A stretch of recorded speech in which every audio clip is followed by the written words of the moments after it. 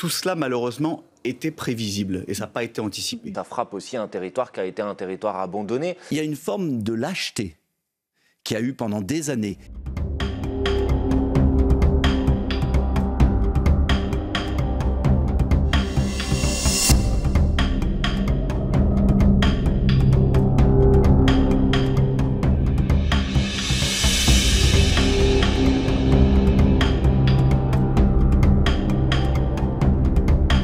Ce cyclone, il a frappé un territoire qui a été abandonné par l'État depuis des années et des années. Vous avez parlé de l'habitat précaire, on peut parler des problèmes d'accès à l'eau, par exemple, qui durent à Mayotte depuis des années et des années.